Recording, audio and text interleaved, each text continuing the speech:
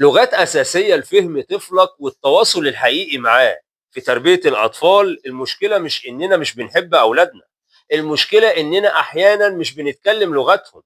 فالطفل عنده طرق خاصة بيفهم بيها الدنيا وبيستوعب بيها اللي حواليه. حضرتك كأب أو أم لو فهمت اللغات دي هتقدر تقرب من ابنك وهو كمان هيقرب منك.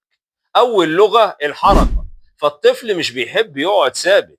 الحركة بالنسبة له وسيلة تعبير وفهم. لما يجري بيكتشف حاجات كتير، ولما بيتحرك كتير بيتعلم حاجات كتير.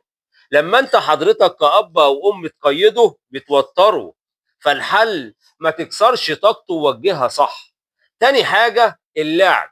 اللعب يا جماعة بالنسبة لطفلك مش تضييع وقت، اللعب هو شغل الطفل الحقيقي.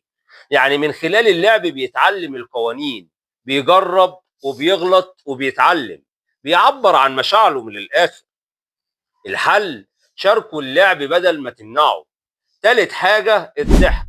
الضحك بطبيعته بيحب الفرح والهزار، فالضحك بيقرب المسافات وبيكسر الخوف، بيخلي الطفل يسمعك وهو مرتاح. الحل ما تبقاش دايما جد، خليك إنسان بسيط مع ابنك. رابع حاجة نغمة الكلام.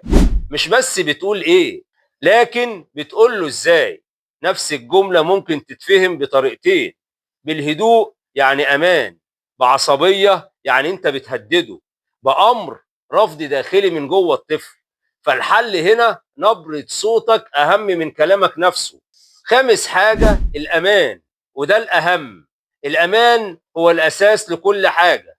لو الطفل حس بالأمان هيتكلم وهيعبر وهيسمع وهيثق فيك. لو فقد الأمان صدقني هيخاف منك، وكمان هيكذب عليك، وكمان هيبعد عنك.